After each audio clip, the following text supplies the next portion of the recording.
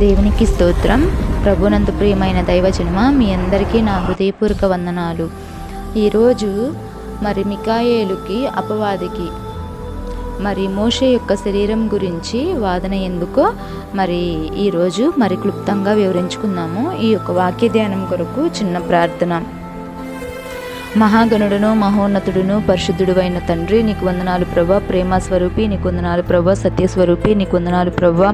ఆత్మస్వరూపి నీకు వందనాలు చెల్లించుకుంటున్నాను ప్రభా. ఈ యొక్క నాయన సాయంత్రకాల సమయంలో తండ్రి, ఈ యొక్క మాటలు వివరించుటకు నీ యొక్క పరిశుద్ధాత్మ సహాయం అనుగ్రహించండి. మాతో అందరితో మాట్లాడి బలపరచమని, ఈ యొక్క మాటలను దీవెనకరంగా చేయమని మా ప్రభును ప్రియరక్షకుడైన యేసయ్య నామమున ప్రార్థించి పొంది ఉన్నాను నా పరలోకపు తండ్రి. ఆమేన్.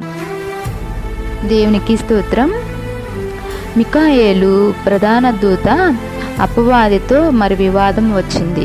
మోషే గారి యొక్క శరీరం గురించి మికాయేలు అంతటి వాడు కూడా అపవాదిని దూషించలేకపోయాడు.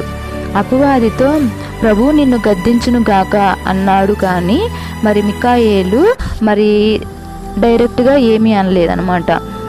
యూదా పత్రికలో ఈ యొక్క వచనము సైతాన్ని, అపవాదిని దేవునికి విరోధి. ప్రధాన దూత మోషే శరీరం గురించి గొడవ పడ్డాడు. సైతానుకు ఉన్న అధికారాన్ని మికాయేలే కాదనలేకపోయాడు. మోషే చనిపోయాడు. ఇప్పుడు అతన్ని రహస్య స్థలంలో పాతిపెట్టడానికి మికాయేలును నియమించాడు దేవుడు. అప్పుడు సైతాన్ అన్నాడు, ఈ యొక్క భౌతిక ప్రపంచం నా వశంలో ఉంది, అధికారం నాలో ఉంది. అంతేకాదు మోషే శరీరం మీద కూడా హక్కు నాకు ఉంది. శరీరాన్ని నాకు అప్పగించాలి అని ఈ యొక్క అపవాది అన్నప్పుడు మికాయేలు, సృష్టికర్త అయిన దేవుడు నిన్ను గద్దించునుగాక. సైతాను మోషే మీద అధికారాన్ని, అభియోగాన్ని మోపాడు. రూపాంతర కొండ మీద యేసు ఏలియాతో మోషేతో సమావేశం ఏర్పాటు చేశాడు. ఏలియా వచ్చేసాడు, కానీ ఒకే సమాధి వద్ద మోషే లేవకూడదని, మోషేలో లోపం ఉందని మికాయేలుతో వాదించాడు. లూసిఫర్ ఒకప్పుడు పెద్ద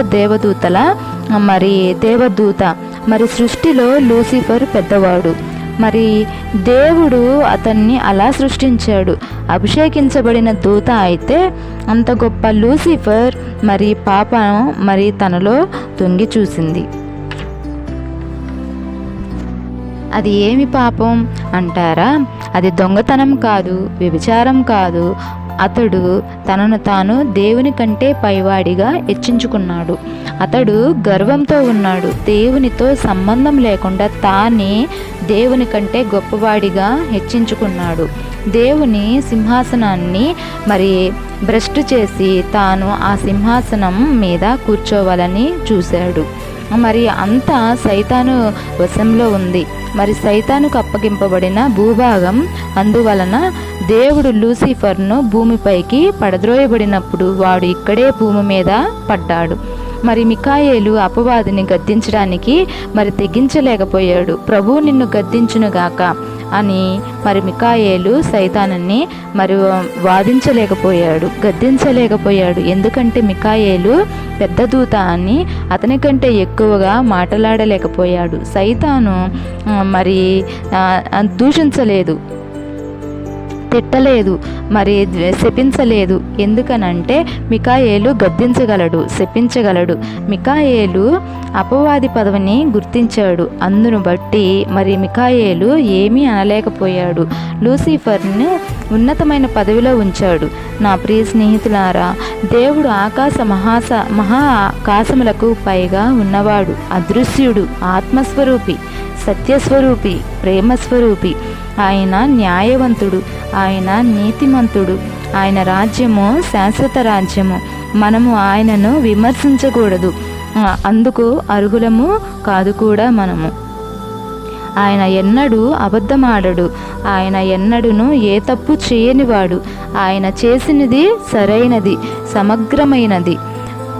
ఆయన మాటలో కానీ చేతలో కానీ ఎట్టి లోపము లేనివాడు. ఆయన యందు సంపూర్ణ విశ్వాసము ఉంచడమే మన కర్తవ్యం.